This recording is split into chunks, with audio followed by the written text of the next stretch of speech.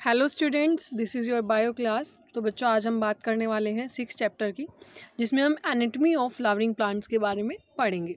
तो बच्चों, जो 5th चैप्टर था उसमें हमने मॉर्फोलॉजी के बारे में डिस्कस किया था। मॉर्फोलॉजी यानी कि एक्सटर्नल अपीयरेंसेस थी जो फ्लावरिंग प्लांट्स की, उनको हमने पढ़ा था।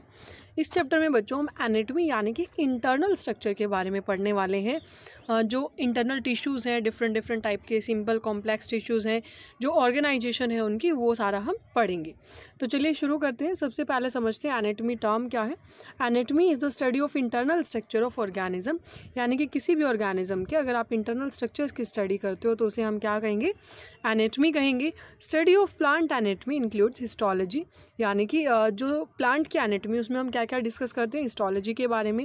हिस्टोलॉजी क्या होता है बच्चों? Study of organisation and structure of tissues, यानी कि प्लांट्स के अंदर जो भी टिश्यूज़ हैं वो किस तरह की उनके अंदर ऑर्गेनाइजेशन है, किस तरह का स्ट्रक्चर उनका है, उसे हम क्या कहेंगे, हिस्टोलॉजी कहेंगे। और हिस्टोलॉजी ही हम प्लांट एनाटॉमी में पढ़ते हैं। एनाटॉमी का मतलब फ़ायदा क्या है बच्चों, हम क्यों डिस्कस करते हैं?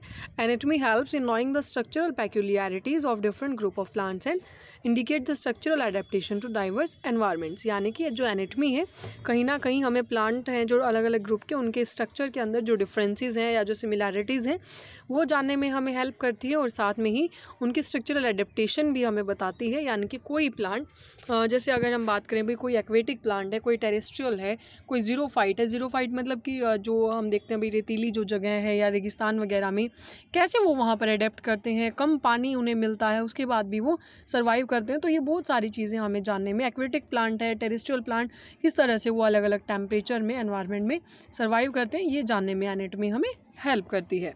तो बात करते हैं बच्चों आगे। सबसे पहले जो हमारा कंसेप्ट है वो है टिश्यू। टिश्यू क्या होता है, ये देखो कहीं ना कहीं ये जो चैप्टर है ना वो 9th क्लास में जो आपने पढ़ा है उससे रिलेट करता है। 9th क्लास में एक टिश्यू का हमारा चैप्टर आता है। तो अगर आपने थोड़ा बहुत पढ़ा है तो आपको ज़रूर ध्यान आएगा, अगर नहीं भी ध्यान है तो कोई बात नहीं, यहाँ सारा हम शुरू से ही पढ़ रहे हैं। तो बच्चों, टिश्यू में क्या होगा, एक group of cells having a common origin and usually performing common function are called tissues, यानी कि ग्रुप है जो सेल्स का, बेसिकली आपने पढ़ा कि group of cells is called tissue. तो यानी कि बहुत सारे सेल्स मिलकर जिनका कॉमन ओरिजिन हो, जिन सेल्स का यूजुअली वो सेम कॉमन ही फंक्शन परफॉर्म करती हैं, उनको हम क्या कहेंगे, टिश्यूज़ कहेंगे। तो अगर बच्चों हम बात करें प्लांट टिश्यू की, तो प्लांट टिश्यू बेसिकली हमारे 2 तरह के होंगे, one is meristematic and another one is permanent tissue. अब मेरिस्टेमेटिक बच्चों 3 तरीके से हमारा प्रेजेंट होगा, one is apical, intercalary, lateral meristem.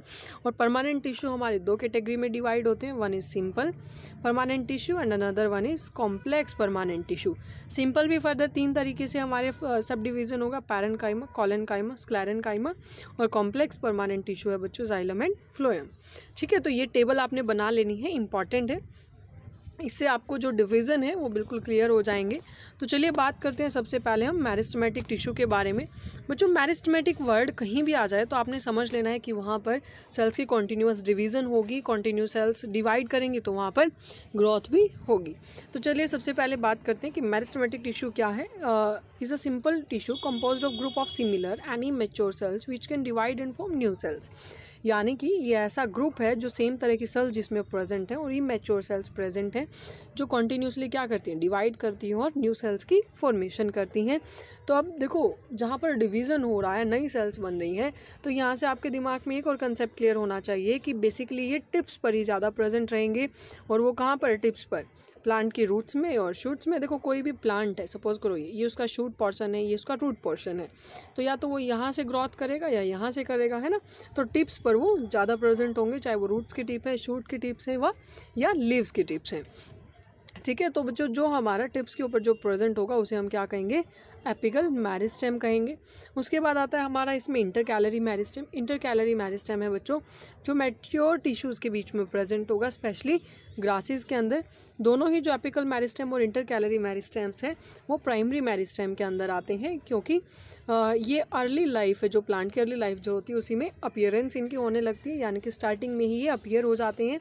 और उसके बाद ये प्लांट की जो प्राइमरी बॉडी है या प्राइमरी प्लांट बॉडी बिल्कुल बेसिक स्ट्रक्चर बनाने में हेल्प करते हैं। तो इंटरकैलरी और एपिकल मेरिस्टेम दोनों ही हमारे क्या हुए, प्राइमरी मेरिस्टेम हुए।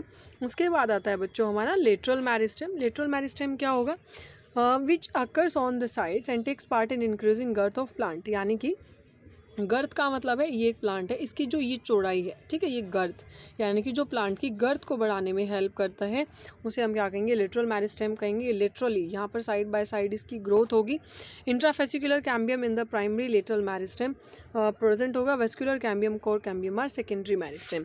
ये सारा ना हम अभी आगे डिस्कस करेंगे। क्या कैम्बियम है, जाइलम फ्लोएम को सेपरेट करती है एक रिंग, ये जाइलम है सपोज करो, ये फ्लोएम है, इनके बीच में कैसे रिंग प्रेजेंट होती है, कैम्बियम जिसको हम बोलते हैं।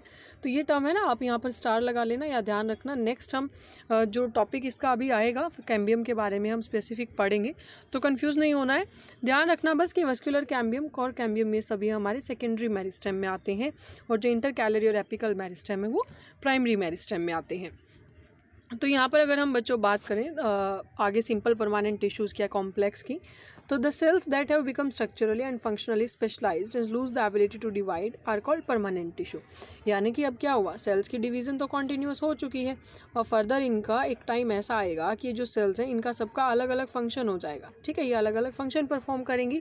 और अब बच्चों इनकी जो डिवीज़न की कैपेसिटी है वो भी लूज़ कर चुके हैं ये, यानी कि अब इनके अंदर फर्दर डिवीज़न नहीं होगा, तो अब ये परमानेंट हो गए हैं। तो अब ये परमानेंट सेल्स को ही जो ग्रुप होगा इनका उसे हम क्या कहेंगे, परमानेंट टिश्यू हम कहेंगे। Permanent tissues having all cells similar in structure and function are called simple permanent tissues.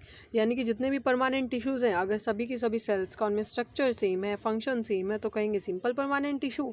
और जिनके अंदर अलग अलग तरह के different kind of cells present होगी उन्हें हम कहेंगे कॉम्प्लेक्स टिश्यू। ठीक है, तो ये इसमें कंफ्यूज नहीं होना है आपने। तो बच्चों आज तो आपने यहाँ तक पढ़ लेना है, उसके बाद हम इनकी जो डिविजन्स हैं सिंपल परमानेंट टिश्यू के, कॉम्प्लेक्स परमानेंट टिश्यू के, वो डिस्कस करेंगे। यहाँ तो कोई डाउट आता है तो आप बता देना, उसे हम डिस्कस कर लेंगे दोबारा फिर से। तो बच्चों आज ये पढ़ लेना है, इंपॉर्टेंट चैप्टर है कहीं ना कहीं, साथ साथ आप पढ़ते चलें। इसके कुछ टॉपिक्स हैं, वैसे CBSE के बेसिस पर अगर सिलेबस कम हो जाता है, एग्जैक्टली अगर क्लियर कट ऑफ मिल जाता है तो ध्यान रखना इसके जो टॉपिक्स नहीं करने हैं वो भी आपको बता दिए जाएंगे। लेकिन स्टार्टिंग में आपने बेस क्लियर करने के लिए एक बार ज़रूर पढ़ना ही ना, 11th क्लास है और टाइम भी हमारे पास सफिशिएंट है, तो इनको अच्छे से पढ़ लेना। कोई डाउट आता है तो पूछ लेना।